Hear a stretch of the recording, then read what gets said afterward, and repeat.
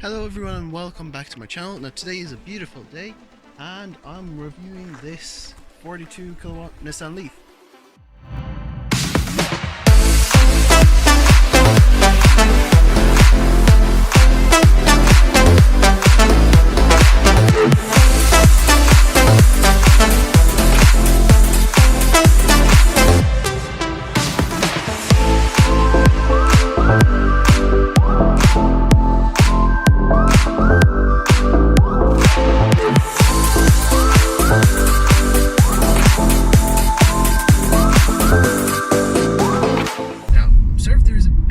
But it's extremely hot outside, and if I didn't have air conditioning on, I would be literally roasted alive.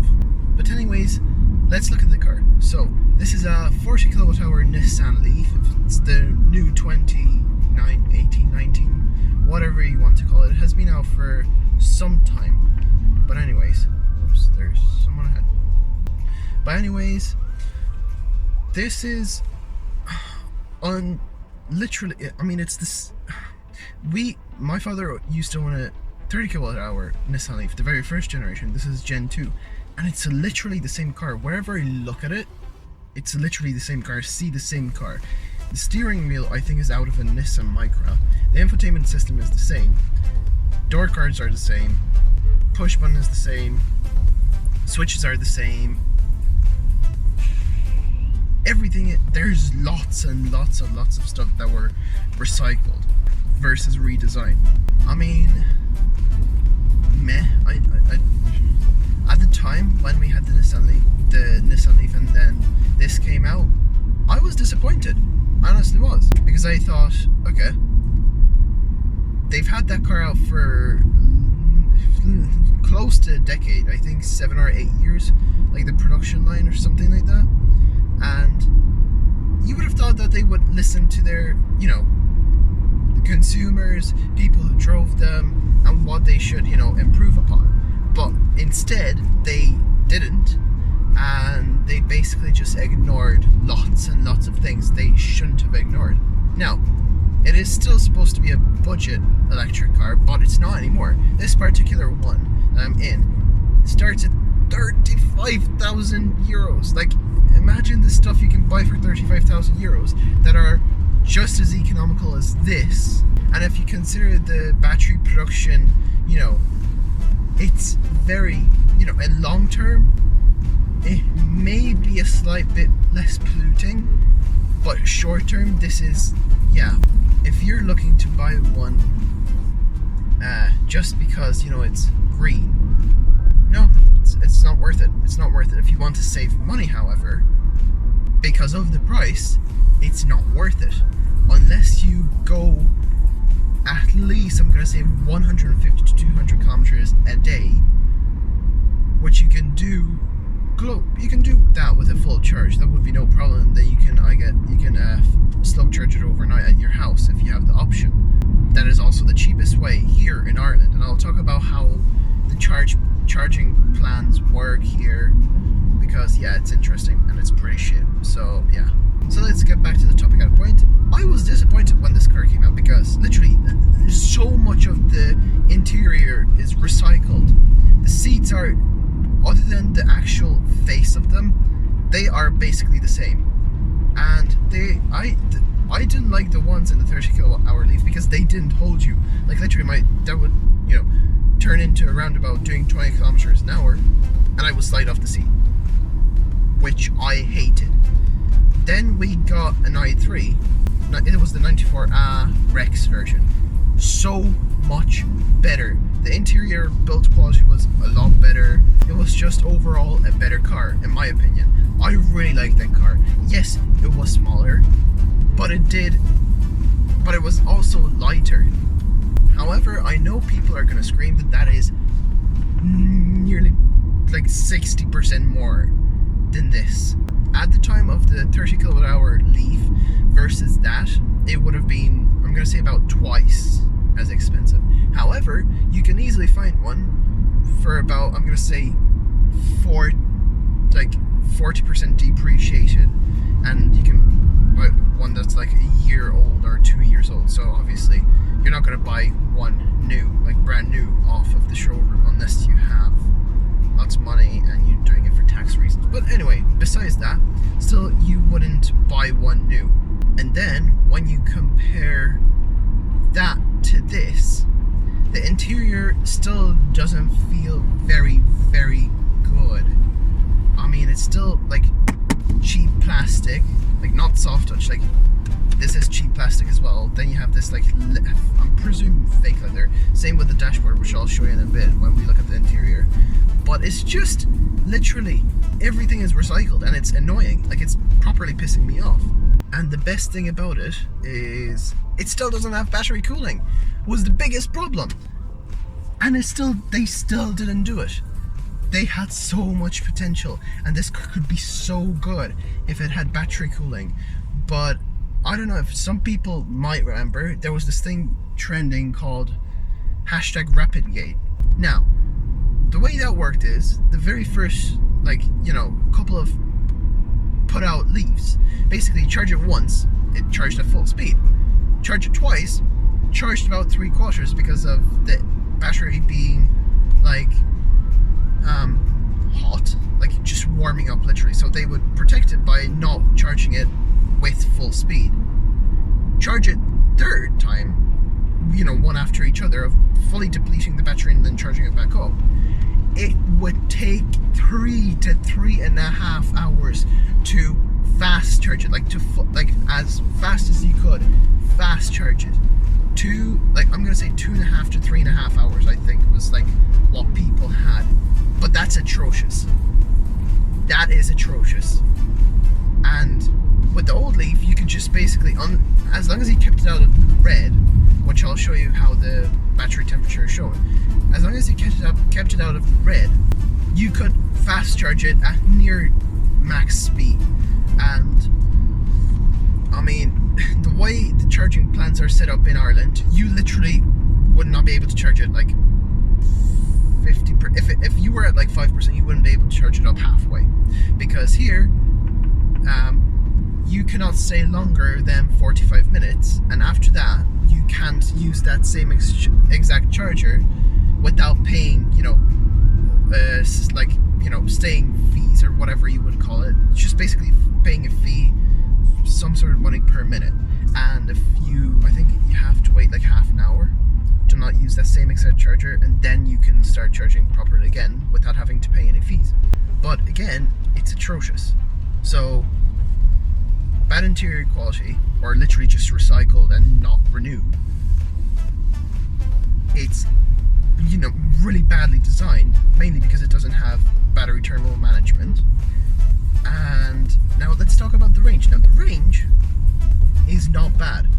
If you go conservatively, you can reach, I'm going to say 250 kilometers. It claims, like, what was on the side, 380? Yeah, no, you're not going to get that. You're not going to get, no, just no. It's not realistic. No, I don't think the new Leaf does that. Maybe, or the 64 kilowatt Leaf. I don't think that does it either. I don't think it does 400 kilometers an hour. I think it does 350. Anyway, that still doesn't have battery charging. Why? It was the biggest problem with the car. Why didn't, like, literally, that's why we traded in the Nissan Leaf for the i3, is because my parents wanted to drive from Ireland to Hungary and back, which would have been impossible with the Leaf because of the battery constantly, like, let's say, warming up. Right, let's do, no, I can't. So that would have been impossible to do. Literally, that's the reason we traded in the Leaf for the i3. I feel like I'm gonna have a bit, I guess, better time explaining stuff because we had 2 electric cars. I know the experience, and I've driven both of them. So this is definitely a lot more pickup-y. It has 150 horsepower. So that's how much is it? I think it was 107 for the old Leaf, I think. Don't quote me on that, but I think it was like 107. It wasn't that bad because it was instant. There was no time to, like, you know, there was no like wasted time of turbo spooling off, fuel being delivered, you know, anything like that. So it was instant. And from 0 to 50, the car was pretty good. Same with the i3, 0 to 50, it did 2.5 seconds. Which is pretty amazing. 0 to 100, that did it in, I think, 7.1 seconds with the Rex, and then without the Rex, 6.9 or 6.8, something like that. So the i3 was a proper quick car. And this is not far behind. I think this does it in like eight some seconds, or close to 8 seconds, I don't know. So now that my rant is over, let's talk about the car. So how does it feel? Seats feel the same, like I said. Interior still has this like glossy black fingerprint magnet panels. Not a lot, but there is some. Around the window switches, center console where you have the gear selector, and that's basically it. The car itself doesn't feel... Oh, let's do a pull. I mean, it's alright. It picks up. That was from 30 to 80. I mean, it picks up. It's good, but it's not mind-blowing. And it's in eco mode, so it's not going to be as punchy. So it doesn't feel as wallowy. That old Nissan Leaf was basically a boat on wheels. I hated it. The amount, like literally, you wouldn't have a off-road setup car like a Jeep or something like that having that much body roll. It was annoying. Like, it was properly annoying. You literally turn into a corner and you would lean like this, like this, and it was pretty annoying. Like, I actually found it super annoying and super irritating. So yeah, it's a lot more firm. It's a lot more stable. They definitely sorted that out. So the suspension feels a lot better. I'm very happy with that. It has more punch to what the old Leaf had, which is also good. Because that, whoops. Yep. Because that old Leaf was in 2017 was outdated. It was outdated. Like it needed a serious refresh, and it did get it. So now this car, I think this car is equipped with this can come with something called ProPilot, which basically is near to self-driving. I think it's level 2 self-driving. Basically, you would have your finger on the steering wheel, and you would basically just make the car would go on its own. It would have cameras and whatnot and sensors all around, and you would have to, be alert and vigilant as to what the car does. But it would do, I'm gonna say, 80 on highway. It would do 95% of the actual things you wanted to do. It wouldn't be suitable in city driving. I know Tesla's is still level 2, but that's a lot more advanced. Tesla's been doing it for, I'm gonna say, near to 5-6 years, like the proper self-driving cars. So they have a lot more experience versus Nissan just started it like literally, I don't know, 1.5 years ago or something like that. I mean, it's not that they don't have as much experience, so I'm not expecting it to have, it to be that amazing. You can tell the suspension is a lot more firm because the phone on the mount that I have is wobbling all around. So yeah, you can tell that it's more firm. But I like it that way. I like firm cars. I like cars that don't roll and aren't literally just, if you go into a bump or if you go into a corner, it doesn't just go like, okay, I'm gonna fall over now, bye. So yeah, I'm happy with this. I'm happy with the way this whole thing drives. Yeah, so we've just stopped. Excuse this, my lapel mic. Yeah, gotta put that somewhere. So let me just go through what I mean by everything being recycled. This door card, fully recycled. That door card, fully recycled. Same for the doors. The seats look a tiny bit different, but I mean, they feel the same, to be honest. They feel the same. They're just as, it's a bit more firm, but yeah, that's about it. This is recycled. Button is recycled. Switches are recycled. I think the eco button was on the steering wheel in the old one. This is the same. This is the same, but yeah, I mean, it's whatever. I'm just nitpicking here, really. So how does it look from the inside? Well, this is what I was saying. Cheap plastic here. This is like some fake leather. This also looks like fake leather, but it's much more softer for some reason.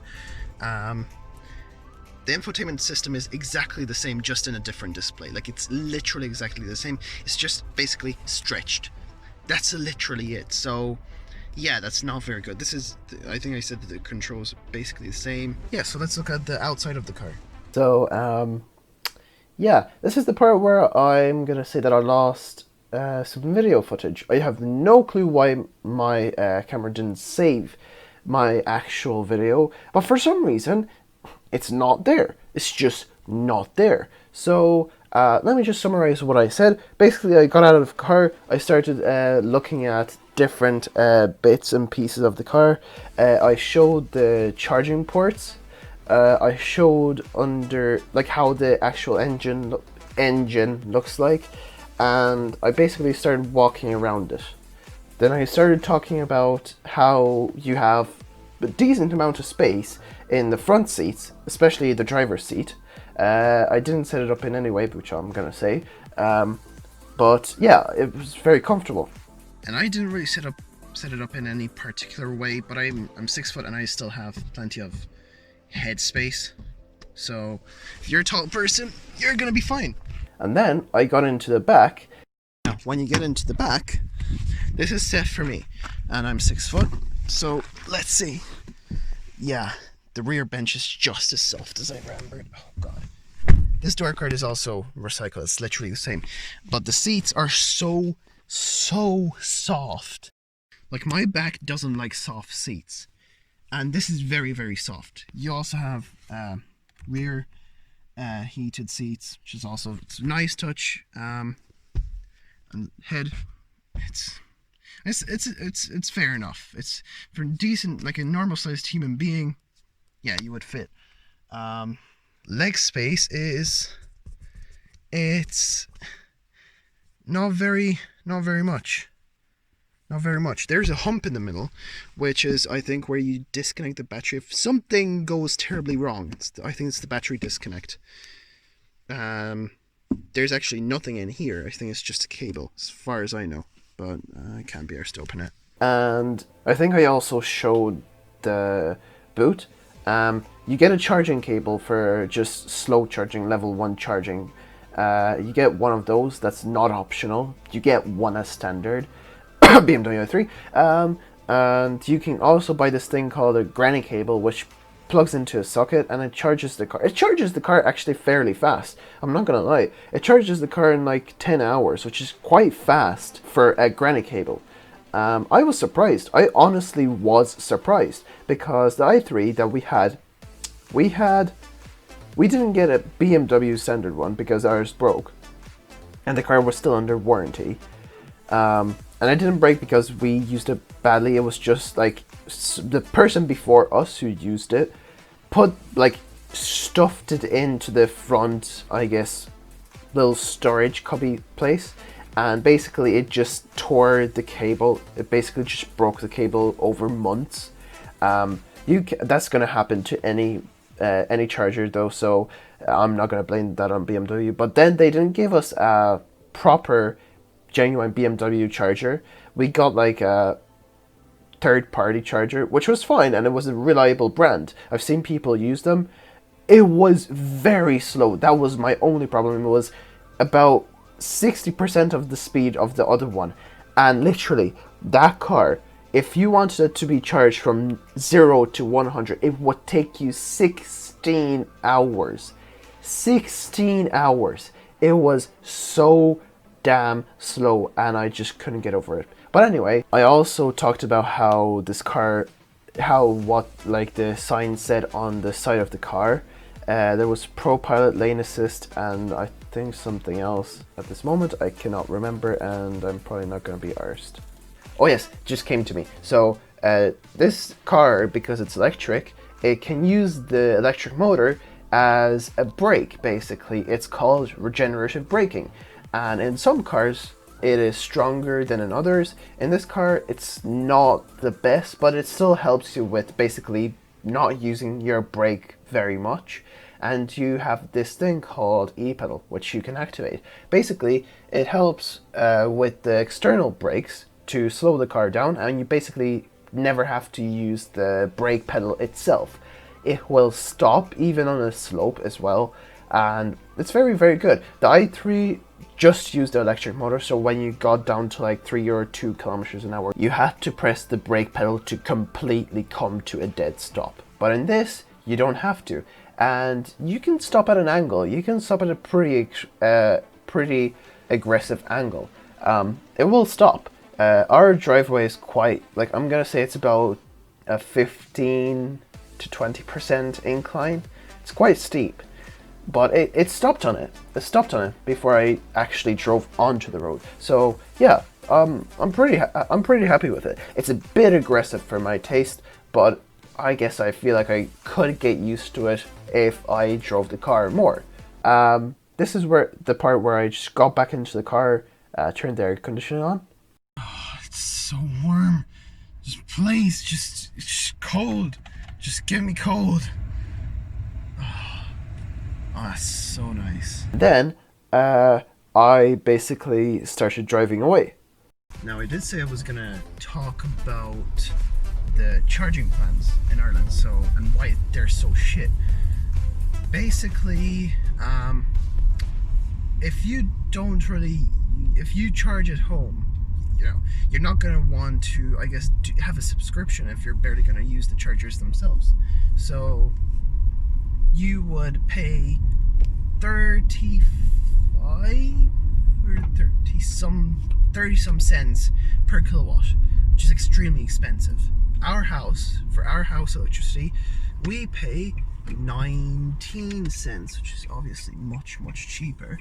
But even with the subscription, which is €5 a month, I know it's not much, but even with that, it's like 25, I think. It's still like 5-6 cents a kilowatt.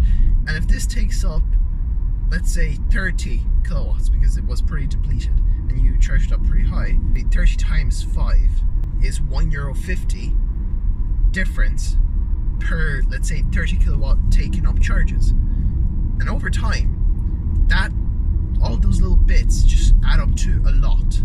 So I'm personally not a fan, and that's a big reason why we don't have the i3 anymore. It's just not worth it. The price to saving costs just don't add up. Like, literally, and the hassle of charging.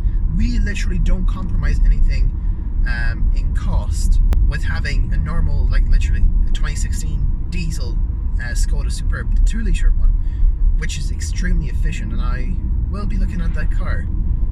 Just not maybe in the near future, I don't know. That is basically, with the price difference, we are literally we are no better and no worse off. To a normal family, you're no better and no worse off. If you're living in a city, it's even more not worth it, because you don't go very far. You literally don't go very far. It's for long distance where an electric car would make sense, and unless you do go long distance, it's not worth it. I personally would buy a plug-in hybrid, because you can use the battery-only electric motor in the city. But if you go, let's say, long distance on the mainland of Europe, where you can go, let's say, across Germany, which is 600 kilometers, and you want to do it in 4 hours, averaging like 170, 180 on the German Autobahn, which is possible. There's no speed limit. You wouldn't be able to do it with this, because this has a top speed of 144. It's limited to 144. So yeah, it's just not worth it. So yeah, the brake feels super weird, because you don't really use the brake as much, but the brake is quite, I'm constantly reaching for a clutch pedal. The brake is very, very firm. I will say that it's very, very firm. Very, very firm. Right. out of eco mode. Right, let's do 0 to 50 kilometers an hour. That's 50. That's 80. That's the speed limit, so I'm gonna stop there. Yeah, it's quick. There's no wheel spin, but it's definitely instant. So yeah, it's fun. It's fun. It's very nipping. It's very. It feels very nimble, even though it weighs quite a lot. It's definitely not light. That was fun. Right. It's one thing it's one thing I can never. It never gets tiring, because in a normal car, you have to make sure that there's that little anticipation of an engine, accelerating, and there's a tiny little delay of like the engine just roaring up. Versus this is instant, which is very, very nice. But yeah, driving experience so far, it feels a lot better than the old Leaf. I will say that. That old Leaf was really blamungy, I think is the best way I can explain. It was just very, very wallowy. Very, very wallowy. It literally just did this. Like constantly just literally tilted from one side to the other, and it was very, very annoying. How does it take corners? Yeah, it feels fairly nimble actually. Feels fairly nimble. Obviously it's gonna be more nimble than my car, which is an amazing polished turd of a car. But anyway, it doesn't feel, it feels better than that. If it didn't, I would be very, very disappointed, and I wouldn't be, I guess, I mean, I know I'd be negative, but like when I do these kind of tests, I'm not going to do a test and just say good things about a car if I don't pick out the critiques and bad points of a car, because that's why you would look at a car review. What's bad about it? What are the drawbacks? That's what I look in a car review. So I know I'm recording this at the end, I'll add it somewhere in the video, but the turning circle of this car is atrocious. It's so bad. My car, which is a Seat Alta XL, it's longer and it's better. It literally turns better. This is bad. Like, it literally is so bad. But anyway, let's continue from wherever I kind of put this in. It's probably going to be mismatched like so badly. Oh well. Right, so that kind of concludes our my review or test or just trying out. So what are my verdicts? Don't buy it new, and don't buy it for long range, because you cannot charge it properly over and over again, because #RapidGate. But if you want to, it's good for, I'm gonna say, at winter, 300 kilometers with one charge, so fully charged from your home, and then you nearly fully charge it again. I'm gonna say it can do, because you're gonna have heating on, which takes up a lot more energy when it's cooler air that it's warming up. So I'm gonna say at winter it's gonna be able to do 275 to 300 kilometers with one charge, and then during the summer I'm gonna say easily 350 with like fully charged and then one extra charge. So if you're buying it for around that, and that's how much you would go every day, and you're gonna have to have a break. You're not gonna drive that much all at once. You can in a normal car, but you're not going to. You're not going to. And you're gonna want a break. If it's like a company car, you're gonna have a lunch break of some sort. So if you want it for around that, for that much per day driving, it's good. And I think you will get your money back eventually. But since it's so expensive, or now it is, it used to be a budget electric car, and it wasn't cheap when it came out, but it was very well priced for what anything else you had, and it outperformed anything else that was trying to compete with it. So my verdict is, if you're an everyday person who drives, 20-30 kilometers in a town or city, unless you want to buy a brand new car, don't buy this. Like, actually, it's a waste of money. If you drive a lot every day, like 300 to 400 kilometers a day, then yes, I think it's a good car. It's spacious, there's plenty of room, and it's also good for like family stuff. but you have to remember that, you know, once you're out, you're out. You can't just bring a gas can, whatever. So if you're going on family trips, you need to make sure you need to plan your route ahead of time. And I'll link some websites that you can do that I use to plan the European route for my parents. I'll put a couple of links down below, and the first one will be, I think, Charge Map.